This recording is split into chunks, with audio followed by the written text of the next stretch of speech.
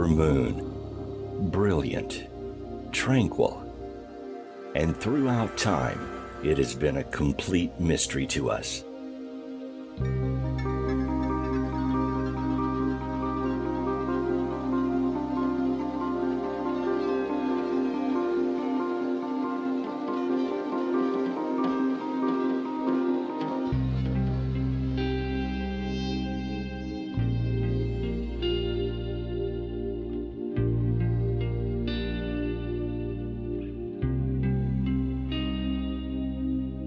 For centuries, stories have been told and sonnets have been written about the moon. In fact, our lives revolve around the moon. With every seasonal change, the moon is ever present. The moon lights our way in the darkest night and gently guides the weather across our world. Without the moon, the earth would be silent.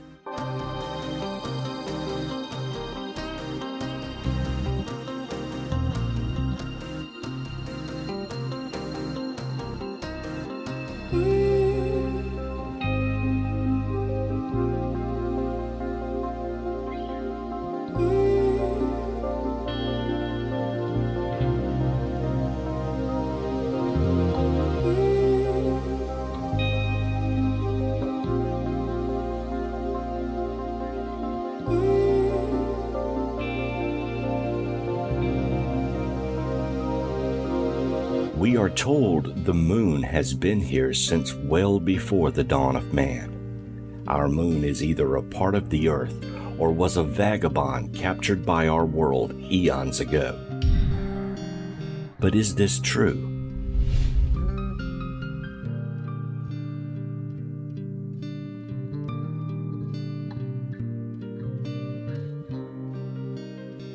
Much controversy exists around the origin and makeup of the moon today, and one of the largest arguments surrounding the satellite is the solidity of its center and the process by which we got our moon in the first place.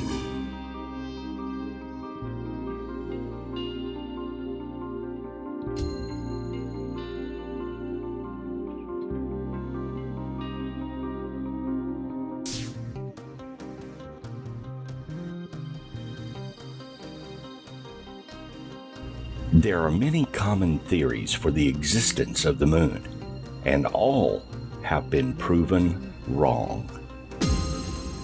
The most common is the giant impact theory, the idea that another stellar body collided with the Earth and created the moon.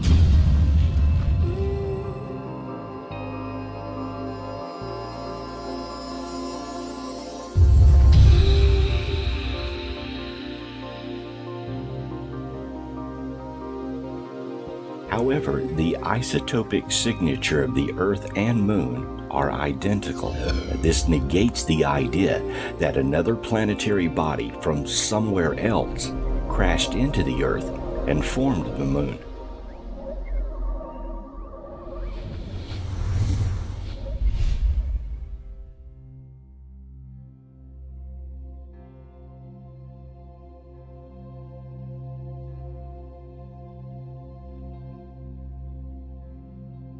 Accretion is another hypothesis that states that the Earth and the Moon formed together as a double system from the primordial accretion disk of the solar system. The problem with this hypothesis is that it does not explain the angular momentum of the Earth-Moon system, or why the Moon has a relatively small or no iron core compared to the Earth's, and why the Moon does not revolve.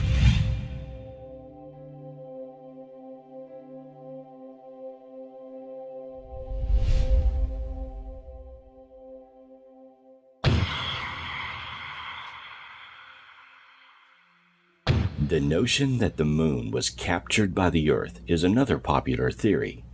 Isaac Asimov has stated, "It's too big to have been captured by the Earth." The chances of such a capture having been effected and the moon then having taken up a nearly perfect circular orbit around our Earth are too small to make such an eventuality credible.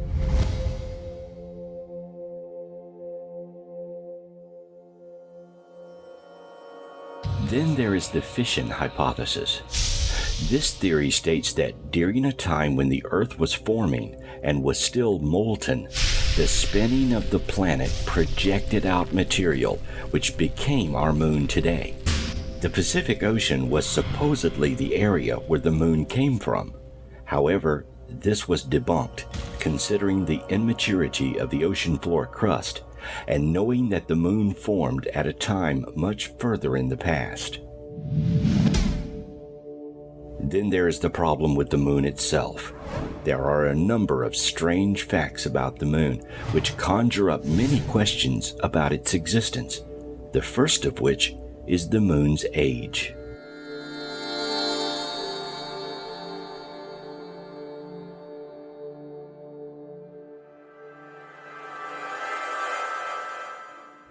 The moon is far older than previously expected, maybe even older than the Earth or the Sun.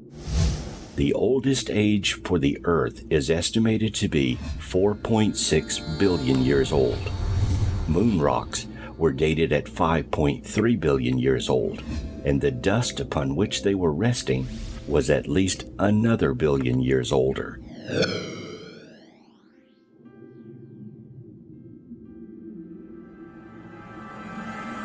Some argue that the moon may seem older only because its surface never renews itself, whereas the Earth may have rocks that old, but have since been recycled through the natural resurfacing of the planet. There simply is no way to know this for sure.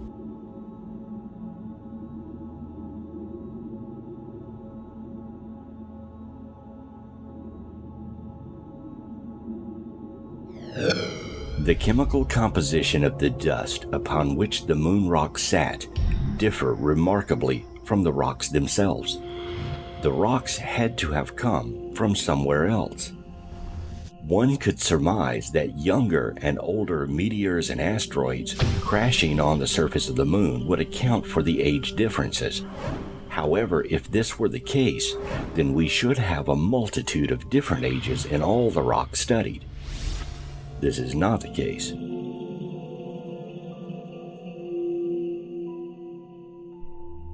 Normal planetary composition results in heavier elements in the core and lighter materials at the surface. Not so on the moon. Don Wilson writes in his book, Our Mysterious Spaceship Moon. The abundance of refractory elements like titanium in the surface areas is so pronounced that several geologists proposed the refractory compounds were brought to the moon's surface in great quantity in some unknown way. They don't know how, but that it was done cannot be questioned.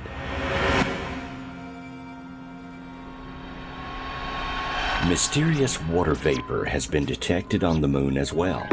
On March 7, 1971, lunar instruments placed by the astronauts recorded a vapor cloud of water passing across the surface of the moon. The cloud lasted 14 hours and covered an area of about 100 square miles. Moon rocks were magnetized. This is odd because there is no magnetic field on the moon itself.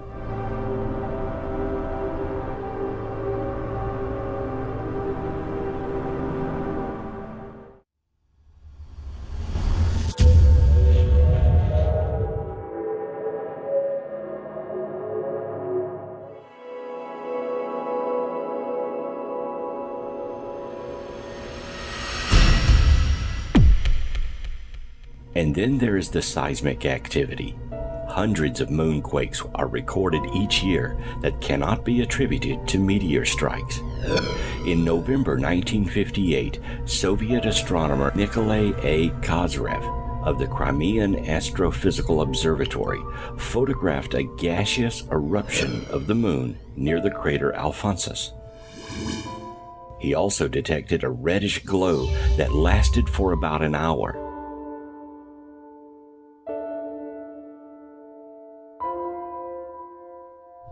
In 1963, astronomers at the Lowell Observatory also saw reddish glows on the crest of ridges in the Arcturus region. These observations have proved to be precisely identical and periodical, repeating themselves as the moon moves closer to the Earth. Could these be natural phenomena?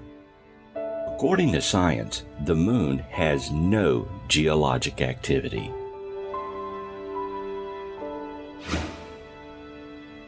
All of this brings us to the most unusual truth about the moon.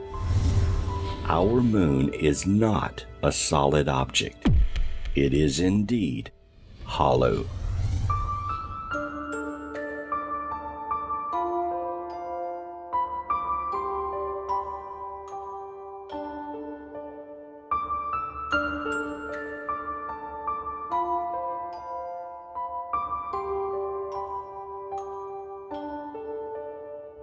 The moon's mean density is 3.34 times an equal volume of water, whereas the Earth's is 5.5. What does this mean? It means for these equations to be correct, the moon must be hollow, as it contains less density for its size and mass.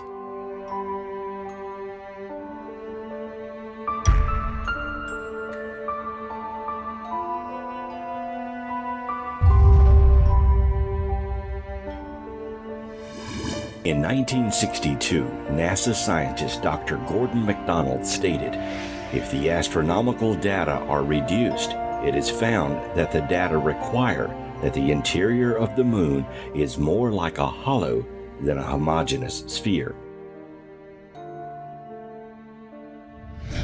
Nobel chemist Dr. Harold Urey suggested the moon's reduced density is because of large areas inside the moon where there is simply a cavity.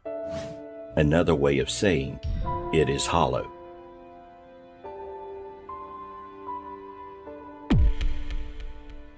And MIT's Dr. Sean C. Solomon wrote, "The lunar orbiter experiments vastly improved our knowledge of the moon's gravitational field, indicating the frightening possibility that the moon might be hollow." None other than Carl Sagan in his treatise Intelligent Life in the Universe stated, "A natural satellite cannot be a hollow object. Therefore, the moon may not be a natural satellite at all."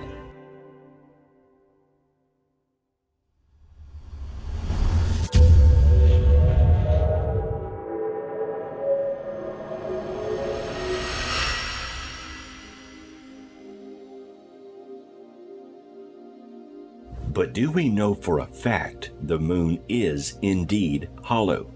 Yes, we do.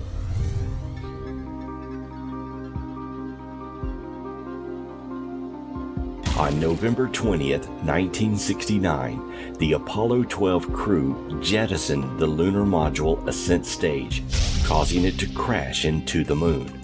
The lunar module's impact, about 40 miles from the Apollo 12 landing site, created an artificial moonquake with startling characteristics. The moon reverberated like a bell for more than an hour.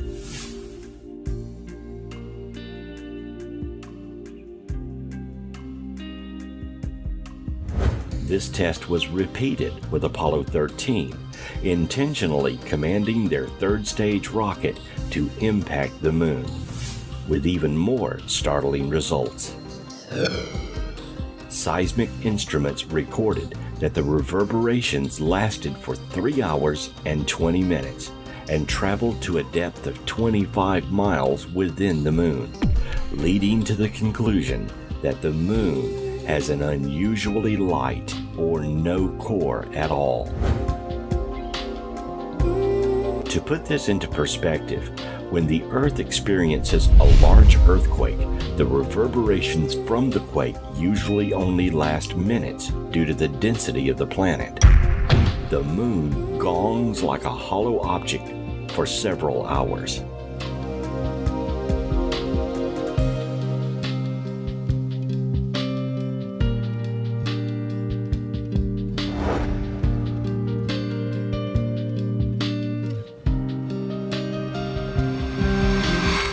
Despite being a dead hunk of rock with very little geological activity, the moon is prone to shaking fits.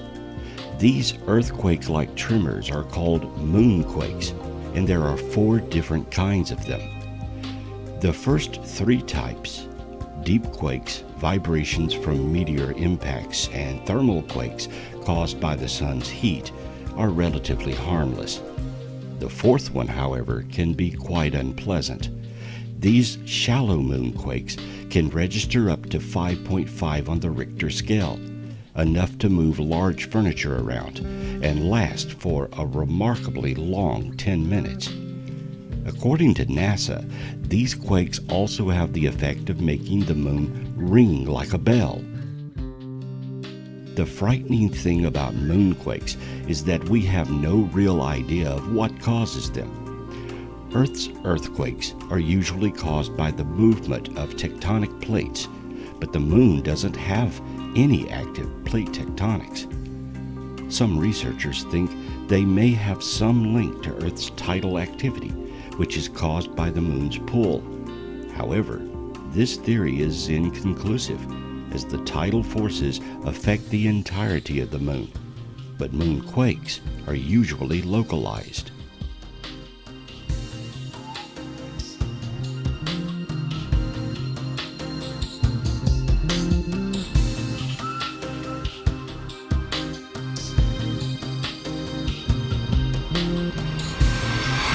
But the mysteries do not end there. Our moon has been placed precisely in the orbit it travels. There is no way it could obtain its orbit randomly. Our moon is the only moon in the solar system that has a stationary, near-perfect circular orbit. Stranger still, the moon's center of mass is about 6,000 feet closer to the Earth than its geometric center, which should cause wobbling. But the moon's bulge is on the far side of the moon, away from the Earth. It seems that something must have put the moon in orbit with its precise altitude, course, and speed. The odds of any of these factors randomly happening is 0.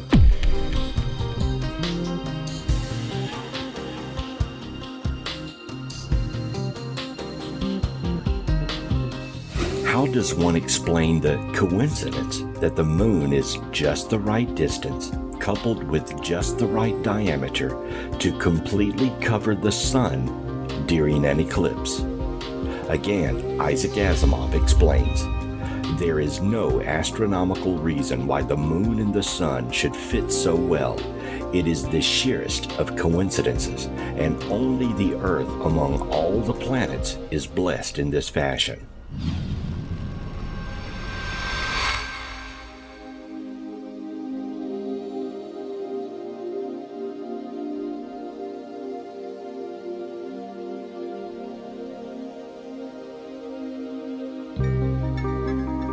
Most people think the moon is just a moon, but there is some talk that it should actually be classified as a planet.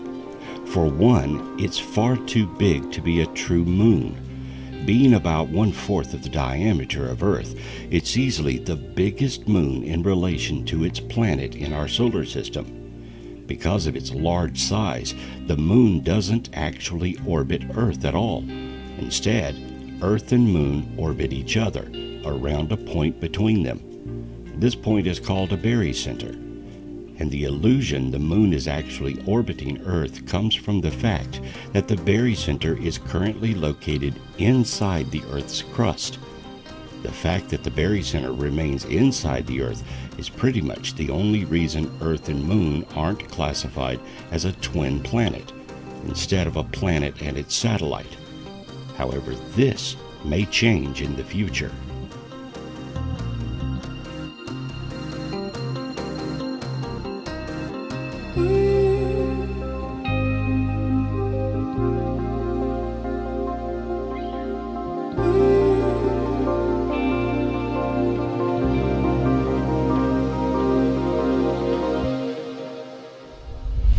Once you consider all the science we know about the moon, you're left with one inescapable conclusion. The moon is not, nor ever has been, Earth's natural satellite.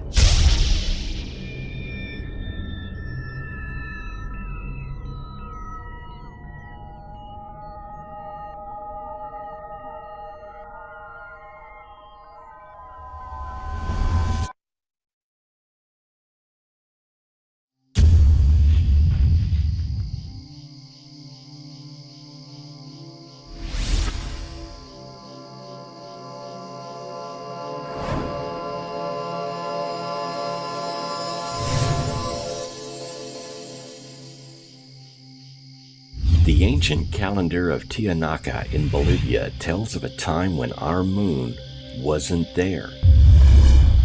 Theories about the moon actually date back thousands of years as various cultures and civilizations discuss the story of how it came to be where it resides today. Greek authors Aristotle, Plutarch, as well as Roman authors Apollonius, Rhodius, and Ovid all wrote of a group of people called the Proselines, who lived in the central mountainous area of Greece called Arcadia. The Proselines claimed title to this area because their forebears were there before there was a moon in the heavens.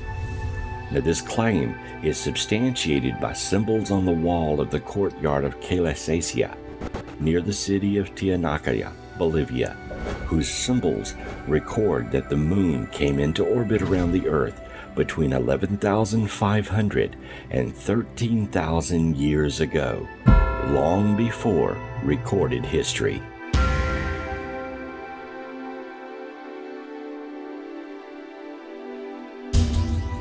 African Zulu legends say the moon is hollow and the home of the python or chicheria, a reptilian race of intelligent extraterrestrials.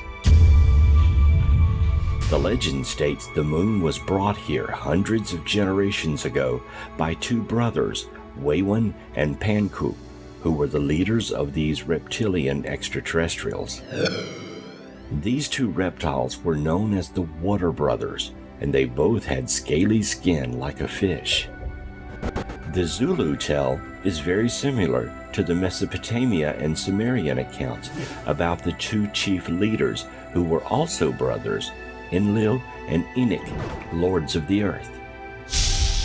The Zulu legend tells of how Waywan and Panku stole the moon in the form of an egg from the giant fire dragon and emptied out the yolk until it was hollow. Then they rolled the moon across the sky to the earth, which brought about cataclysmic events on the planet that ended the golden age of the past. This legend fits well into the theory of the reptilian-human hybrids, which are thought to run our world today.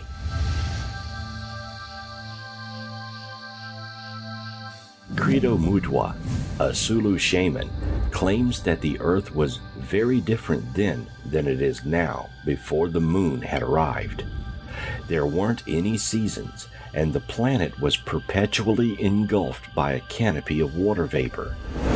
People did not feel the strong glare of the sun that we do now, and they could only see it through a watery mist. The Earth was once a beautiful place, a lovely place, lush and green, with giant redwoods, violets, and ferns, with a gentle drizzle and mist. The water canopy fell to the earth as a cataclysm of rain when the moon was put into place in the Earth's orbit. This could explain the Noah story in the Bible, when it rains for 40 days and 40 nights.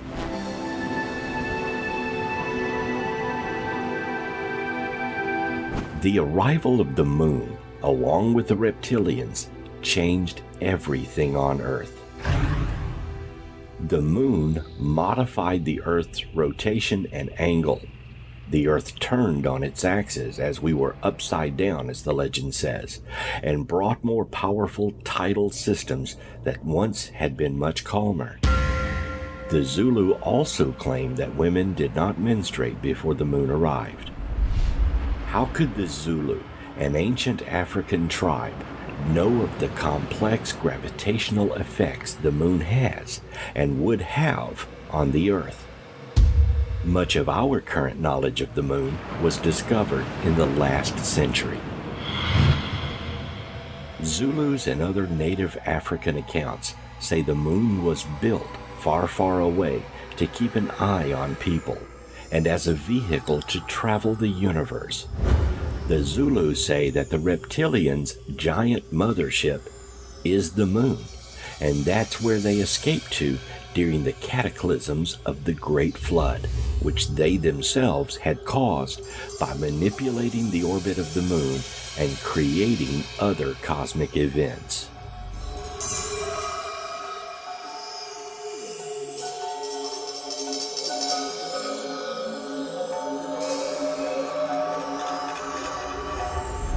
Outrageous as the spacecraft moon theory might first appear, consider how this model reconciles all the mysteries of the moon.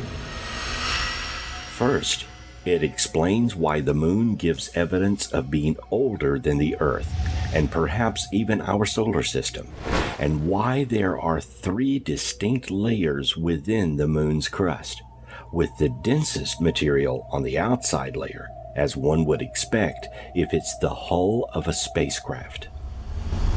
Second, it could also explain why little to no water has been found on the moon's surface, yet there is evidence it exists deep inside.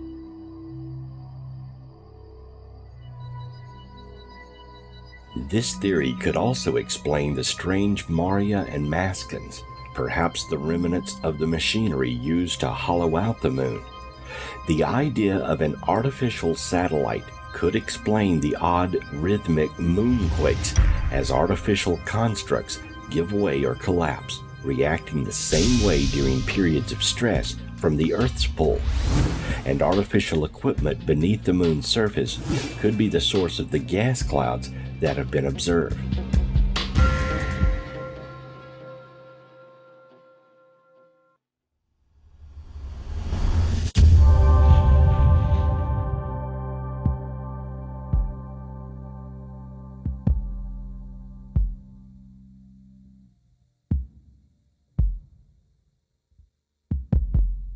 If we know the moon is not natural, or at least is a natural satellite that was hollowed to become a spaceship, are there any indications on the surface of the moon that would support this? The answer to this question may startle you. There are a plethora of strange sightings and phenomena on the surface of the moon, many of which you can see with a decent telescope or even the naked eye.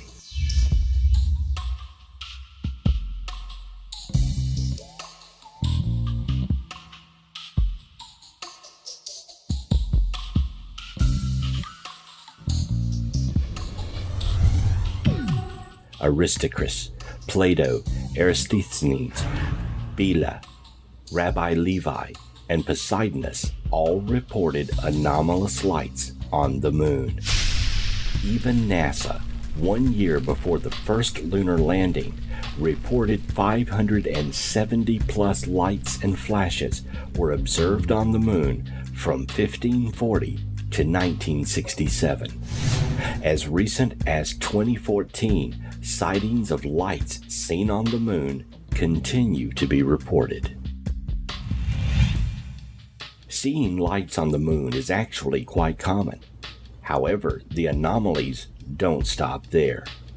A multitude of photographs taken by astronomers as well as NASA show several strange mechanical-type devices on the surface of the moon. The shard, an obelisk-shaped object that towers 1.5 miles from the Euclid area of the moon's surface, was discovered by Orbiter 3 in 1968. Dr. Bruce Cornett, who studied the amazing photographs, stated no known natural process can explain such a structure.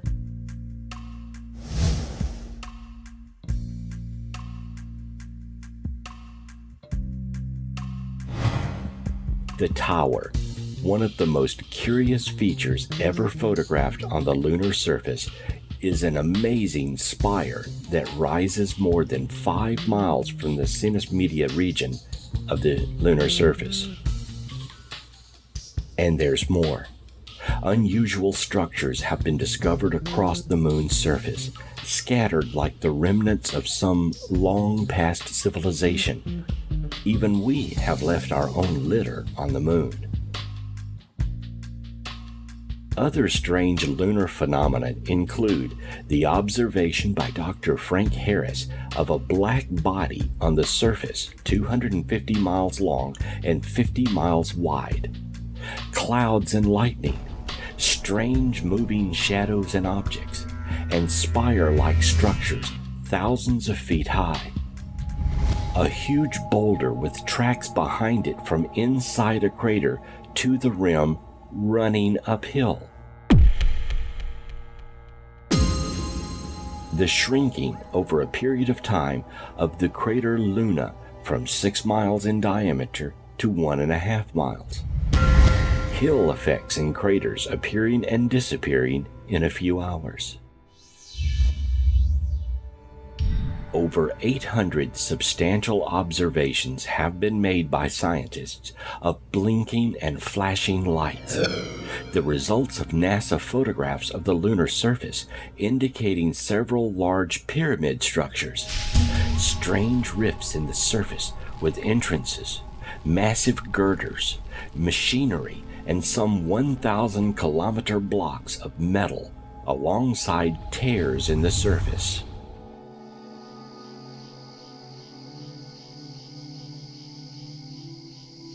Scientific experts, including NASA investigators, believe that the moon is hollow. It is the only explanation.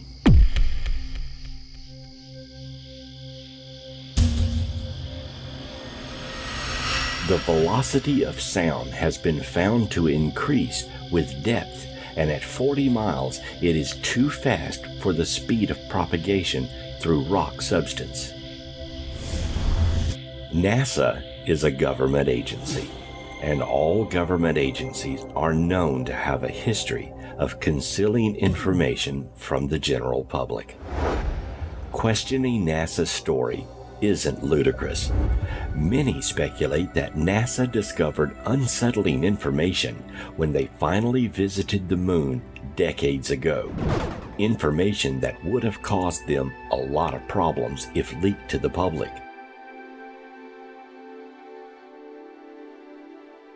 Therefore, we have never returned any human missions to the moon since. Any suggestion of the moon not being what we've been told it is usually follows with accusations of conspiracy theory and pseudoscience. Although there may be many theories that aim to debunk all the aspects of this information, there are too many factors that still don't add up. How is it that seemingly unconnected ancient cultures have their own version of the artificial moon myth? Why are there unexplained geometric structures on the surface of the moon, which correlate to the structures found in ancient Egypt and other primitive locations on Earth? How is it that by miraculous chance, the moon perfectly eclipses our sun? The mathematical random probability that the sun and moon would perfectly align for a total eclipse to appear on Earth is 0. And yet the moon has perfectly timed phases and does eclipse often. The distance of the sun to the moon and the moon to the Earth, which allows for the synchronized and complete coverage of the disk of the sun, is impossible unless the moon were placed precisely where it is. Only an intelligence could do that.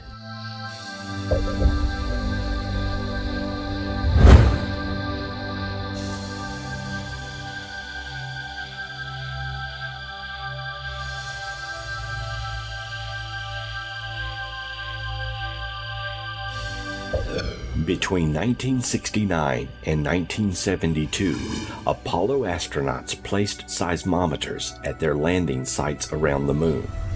The Apollo 12, 14, 15, and 16 instruments faithfully radioed data back to Earth until they were switched off in 1977.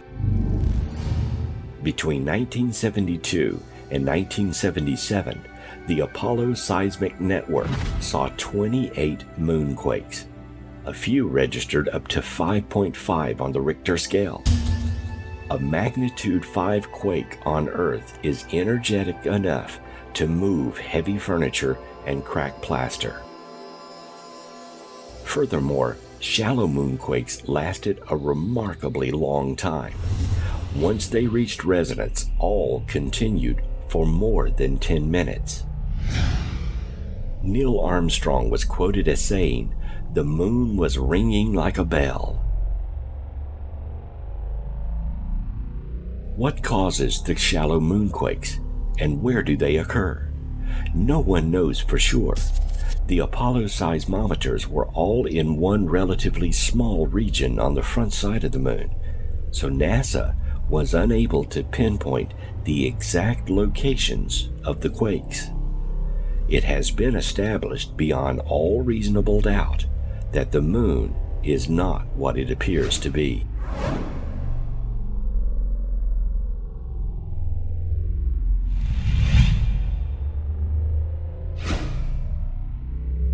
Two Soviet scientists, Mikhail Vasin and Alexander Shubrakov, have spent much of their careers examining the facts compiled on lunar phenomenon. Their conclusion is that the moon is artificial, possibly a hollowed-out planetoid, and that it was steered from some distant region of the galaxy into a circular orbit around our planet. And hence the extraordinary mystery of the rock and moon dust age variations. They claim that intellectual life has existed in the moon for eons.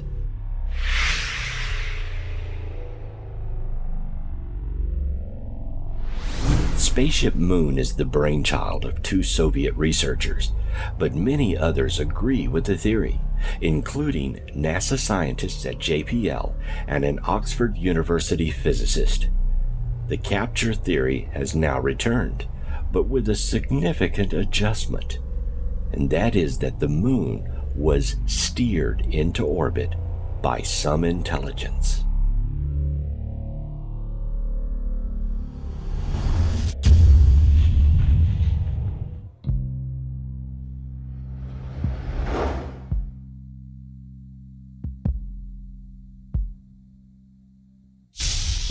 During one of the Apollo moon landings, several television viewers wrote to NASA explaining that they spotted one of the astronauts pick up what appeared to be a glass bottle and remark, "My God, I don't believe it, look at this."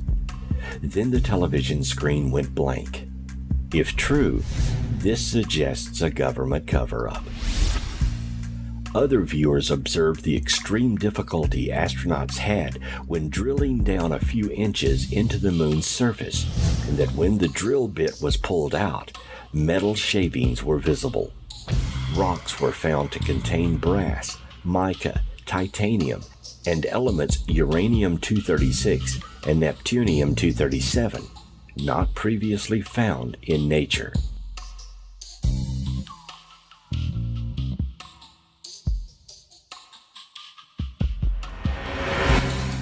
Astronomers have reported the sighting of a 12-mile-long bridge-like structure over the Sea of Crisis. This report was published in 1954 by John O'Neill, and in the 1950s, astronomer Morris K. Jessup claimed that UFOs had bases on the moon, and so does the government. Why was the moon directed to retain continuously a dark side? A side of the moon we never see.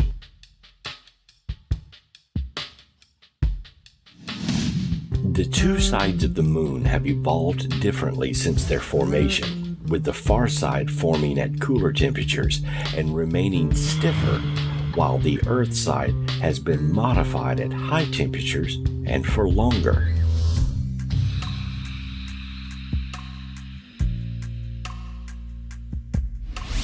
Why the difference? Perhaps one side was exposed to more forward pressure during flight?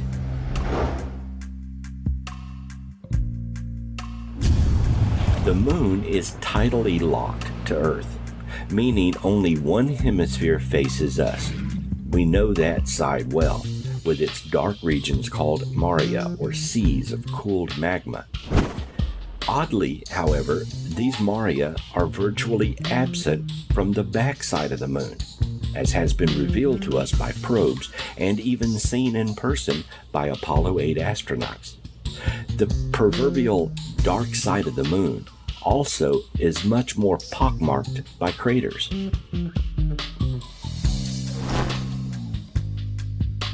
The starkly different hemispheres have been partly explained by the far side having a crust roughly 9 miles thicker than that of the near side. Astronauts found it extremely difficult to drill into the surface of these dark plain-like areas. Soil samples were loaded with rare metals and elements. This dumbfounded scientists because these elements require tremendous heat, approximately 4,500 degrees Fahrenheit, to melt and fuse with the surrounding rock. Samples brought back to Earth by both Soviet and American space probes contain pure iron particles. The Soviets announced that pure iron particles brought back by remote-controlled lunar probe Zond 20 have not oxidized even after several years on Earth. Pure iron particles that do not rust are unheard of in the scientific world, although there is a solid iron pillar of unknown age in New Delhi, India, that has never rusted, and no one knows why.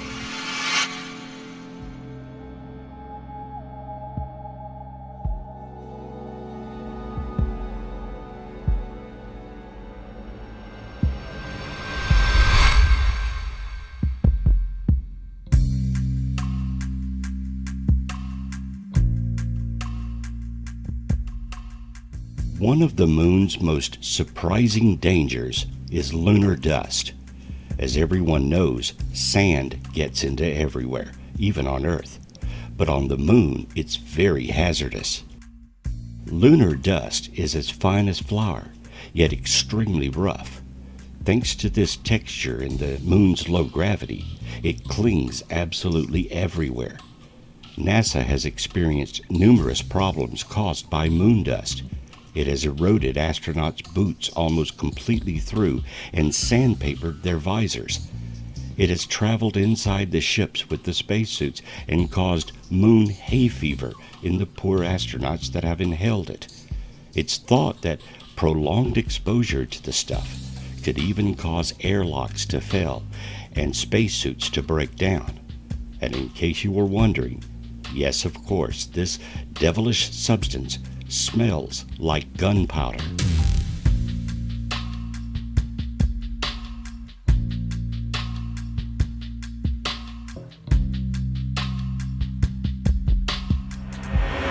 Lunar explorations have revealed that much of the moon's surface is covered with a glassy glaze, which indicates that the moon's surface has been scorched by an unknown source of intense heat. As one scientist put it, the moon is paved with glass. The expert analysis shows that this did not result from massive meteor impacts. Could the presence of a glassy surface indicate the moon traveled at such high speeds, not unlike a spacecraft near light speed, that the surface friction resulted in the moon's high level of radiation and glass-like surface? The upper 8 miles of the moon's crust are surprisingly radioactive. When Apollo 15 astronauts used their thermal equipment, they got unusually high readings, which indicated that the heat flow near the Apennine Mountains was extremely hot. In fact, one lunar expert confessed, "When we saw that, we said, 'My God, this place is about to melt. The core must be very hot.' But that is the puzzle. The core is not hot at all, but cold, which only fits if the moon is hollow."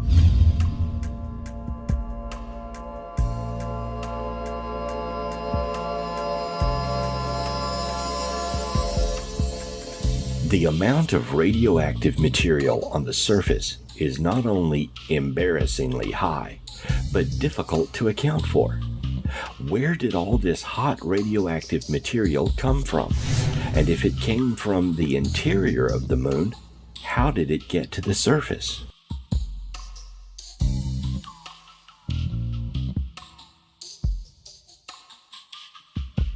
Is it possible that extraterrestrials are still living on or within the moon? Since the Apollo 11 moon mission, rumors have floated around NASA of an incident that was censored by the government. The incident involved NASA astronaut Neil Armstrong reporting to have seen UFO spacecraft on the leading edge of a crater on the moon. There is a documented but unconfirmed report that when Buzz Aldrin opened the door after landing on the moon, he immediately saw a transparent ethereal being staring at him from outside.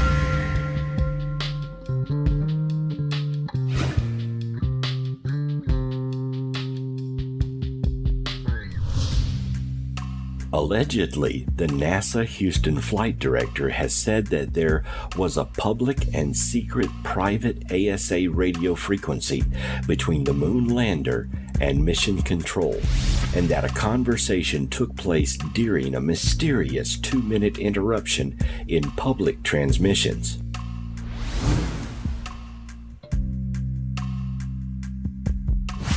To prove it is true, hundreds of independent civilian radio operators with powerful VHF equipment separately reported hearing the AMA spaceship report from the Apollo moonwalkers. Soviet radio operators also picked up and published it in Moscow. Another mysterious radio message from the moon was broadcast on French public television only one time before it was censored after it leaked out. That transmission appeared to be a mysterious, clearly spoken alien language.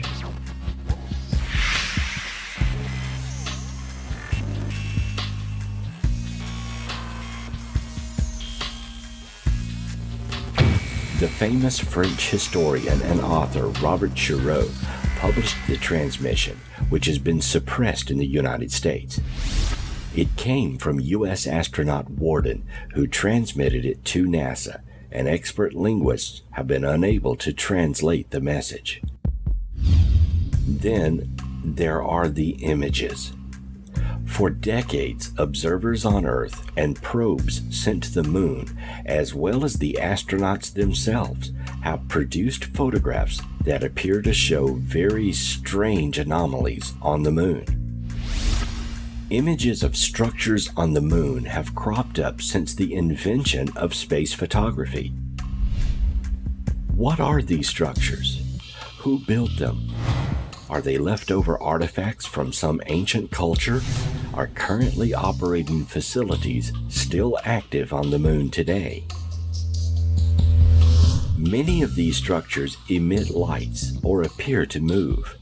Some are impossibly large, while others leave tracks across the moon's surface.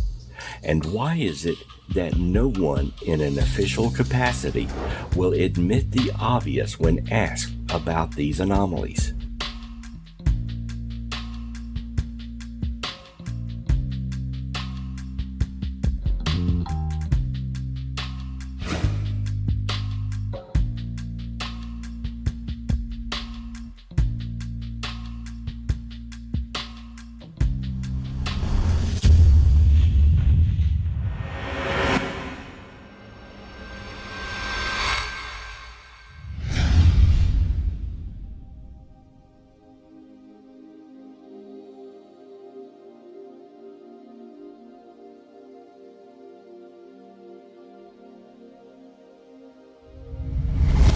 Our moon remains one of the closest yet most mysterious objects in the night sky. Even though we have been there 5 times, we still know very little about it, and much of its strange oddities are kept secret for reasons unknown. Probes sent to the moon in the last decade have revealed the presence of water on the moon, but no one knows where it came from. Recently, the Chinese launched and landed a probe on the moon. Perhaps they will reveal what the United States will not. As outrageous as the moon spaceship theory is, all of the mysteries of the moon are resolved if one accepts that the moon is a gigantic extraterrestrial craft brought here eons ago by intelligent beings. This is the only theory that is supported by all of the data, and there is no data that contradicts this theory.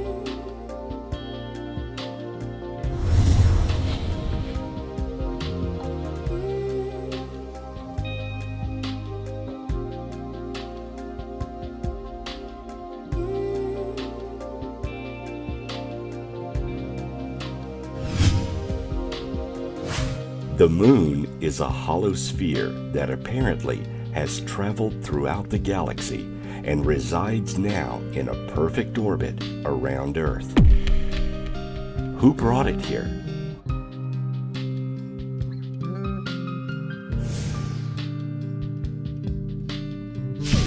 One popular theory is that a race called the Anunnaki came to Earth centuries ago and created the human race.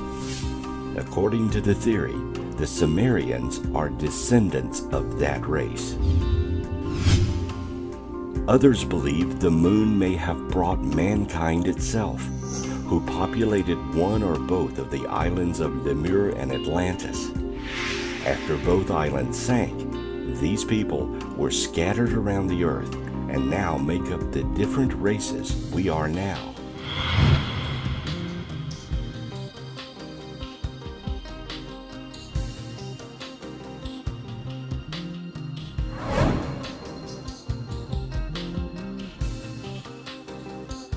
Let's consider a fictional hypothesis that may explain all the anomalies about the moon. Eons ago, a spacefaring race of humans hollowed out a moon in their solar system and converted it into a spaceship. The hollowed out areas would contain provisions and housing for thousands of humans, plus equipment to begin a colony.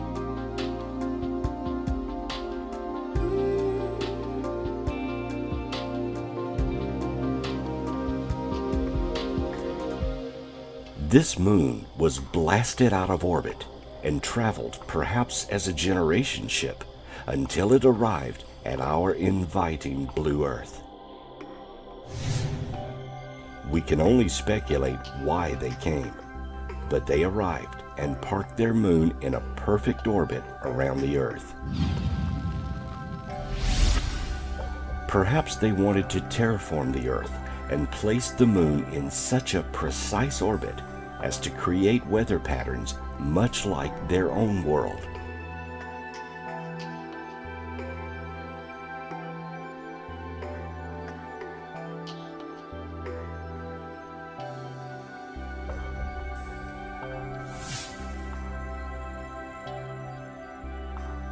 Once here, they began to set up their civilization, perhaps on Lemur or Atlantis, or both.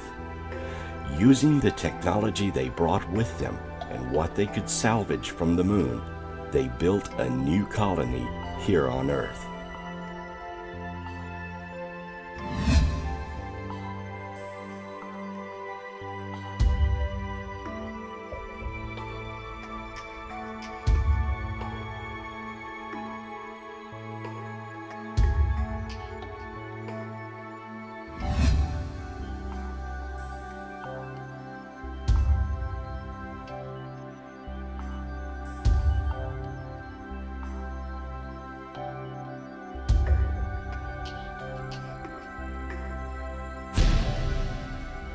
When the island of Lemur or Atlantis sank, they lost all their technology and scattered around the planet, becoming the races we know now. The red race would populate North America.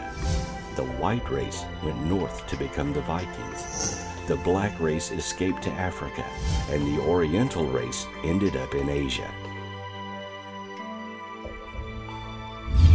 For the brief time they were here and had access to their moon-brought technology, they may have built monuments that survive to this day. During the time their colony prospered, they may have had the ability to return to the moon and leave technology on the surface or even within the moon. Systems may have been abandoned that still operate to this day.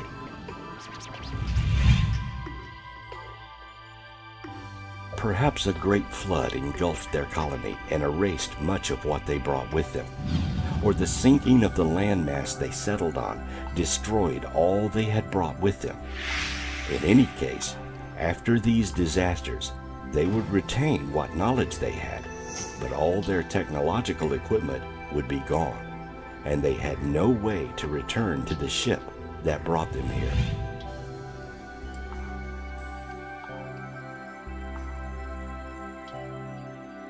History as we know it began after these events. We do not know who brought the moon here, but it is here now, and it is a constant reminder of the unusual characteristics it embodies. The dark side of the moon is always hidden to our eyes and telescopes on Earth, an obviously perfect vantage point for aliens to construct secret hidden spaceports. The lack of atmosphere is no problem to enclosed domes with artificial environments, which even NASA admits our scientists already have the technology. What they won't admit publicly is the existence of structures on the moon and the lunar extraterrestrial activity. One of the most compelling witness accounts of structures on the moon came from a man who worked for the Director of Intelligence at Langley in Virginia. Carl Wolf was one of only 2 technicians at Langley with high enough security clearance to work with a high-tech photographic equipment which processed info from U-2 spy planes and other military intelligence hardware. At the time, Langley was the center for receiving information from the Lunar Orbiter Project, a satellite sent to the moon specifically for reconnaissance and to take images of the far side of the moon. This was for the military, who knew at the time there were structures on the moon. Wolf surfaced 30 years later to reveal he was sent to repair NSA photographic equipment that failed. While there, he engaged in conversation with an attendant in the darkroom. About 30 minutes into the process, the attendant said to Wolf in a very distressed manner, "By the way, we've discovered a base on the backside of the moon." He then proceeded to put down photographs in front of Wolf, which clearly displayed structures, mushroom-shaped buildings, spherical buildings, and towers. He could clearly make out geometric shapes, well organized and well designed. Most notable to Wolf were what looked exactly like radar antennas, very similar to what one would find on Earth. There was no doubt now in Wolf's mind why the diverse array of scientists and investigators were in attendance on that day. They had arrived to see and study what he was looking at, structures made by intelligent beings on the moon. Over the ensuing days, Wolf was certain that the news of the moon structures would be announced to the world, but it never happened. Wolf was now certain that he had to remain silent or his life would be in danger. The year that Wolf saw the remarkable structures on the dark side of the moon was 1965, 4 years before Neil Armstrong put the first footprint on the lunar surface. Former CIA pilot John Lear, in an interview, stated that 250 million humanoid aliens live on the moon. He also stated that beneath the surface of the moon are urban areas where gray aliens live. There are laboratories in the underground facilities where genetic experiments are carried out. NASA published photographs taken by Apollo 8, 10, and 11 to prevent certain secrets of the moon from being revealed. These photographs were in 1971 in the NASA book SB2-46. Despite the editing of the images, it is still possible to see a city, a space base, pipes, roads, vegetation, air, and atmosphere. According to Lear, all we know about the moon is a sham government with the specific purpose of hiding its extraterrestrial activities and programs. "I cannot prove it," Lear stated, "or I would already be dead." It was during the 1950s that many UFOs seen over Earth were tracked back to the moon by government tracking stations in secret complexes in the deserts of Arizona and Nevada, inside underground mountain bases. During this time, officials obtained a photo of a saucer-shaped craft hovering over the moon, taken by a civilian astronomer. Sergeant Willard Winall, who investigated UFO landings in Ohio while in Army intelligence, described the 8x10 detailed photo of a silvery spaceship hovering directly over a huge moon landscape, estimated to be several miles long. Soviet and American spacecraft in orbit over the moon began to photograph mysterious structures on the moon, which were censored by NASA, but soon obtained by scientific researchers like Fred Streckling, who demanded the evidence from this so-called civilian agency. NASA eventually released the photos without comment. Many of the structures can only be seen when these photos are blown up to a much larger size. The United States spacecraft Ranger 2 took over 200 photographs of the moon's craters with domes inside. They were reported in the news media by French astronomers about 48 years earlier. 33 moon dome photos from Lunar Orbiter 2 were released without comment in Washington, D.C. in 1967. On June the 1st of 1966, NASA had admitted to the news media that astronauts had seen UFOs, then later contradicted the shocking statement by denying it.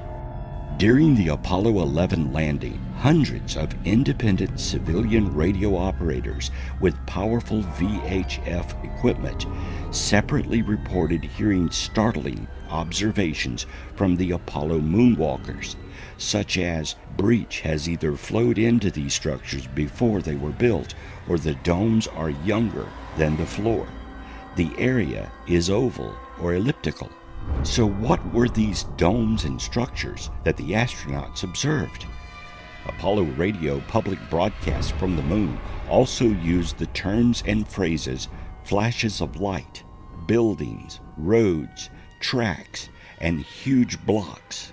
When news reporters asked space program officials what these terms were all about, they were told that they were metaphors for geological formations. However, scientist Forkel Bez, who taught geology to the astronauts, admitted that he was totally baffled by these terms.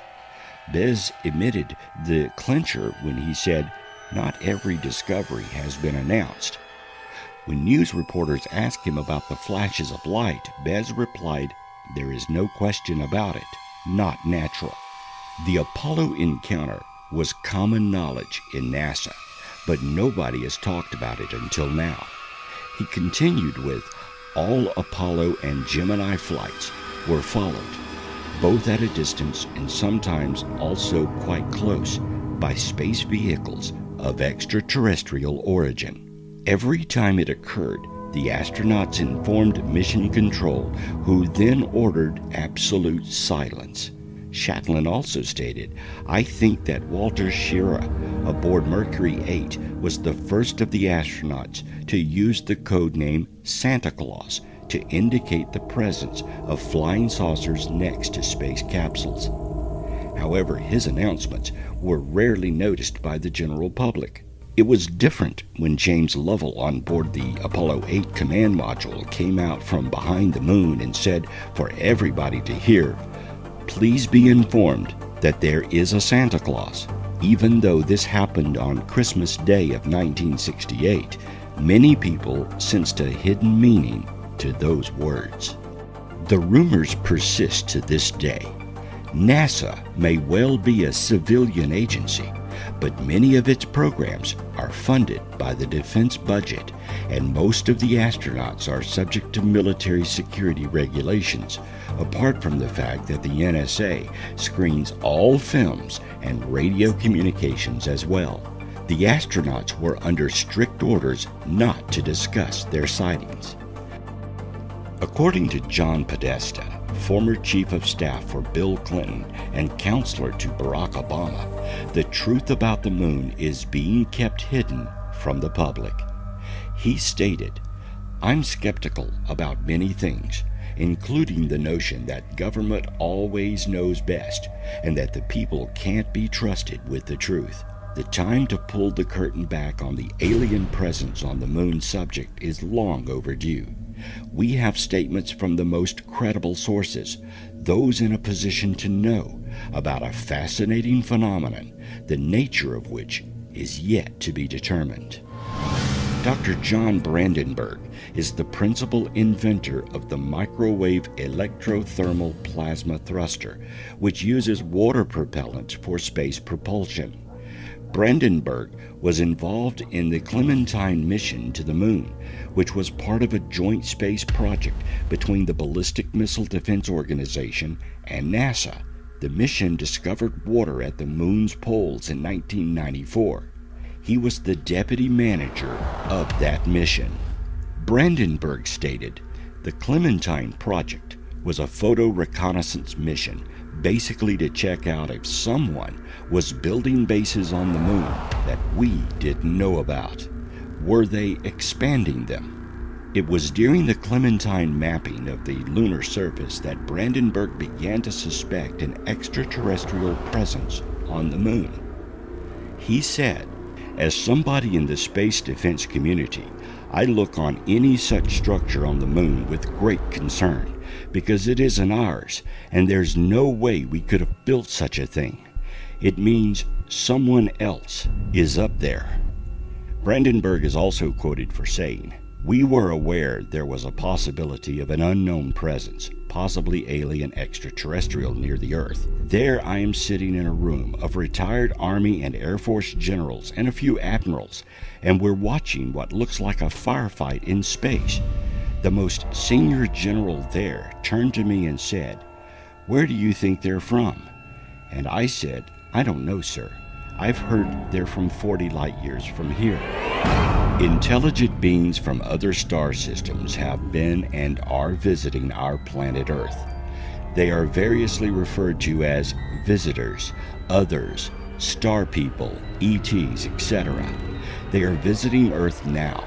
This is not a matter of conjecture or wistful thinking. Is it possible that every time we look up at the moon, we are peering into our own past? We are seeing the vessel that traversed the vast emptiness of space and brought all mankind to Earth.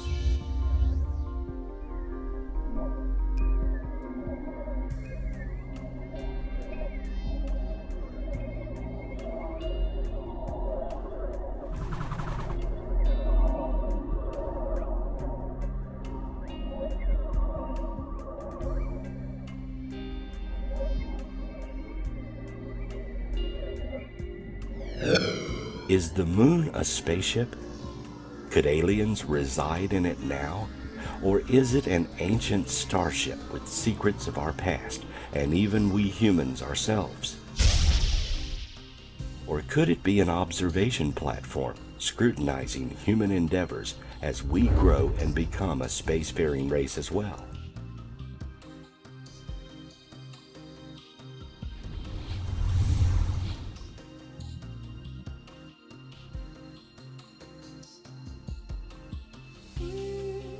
Until we begin to take these curiosities about the moon seriously, we may never know who parked a starship in orbit around Earth.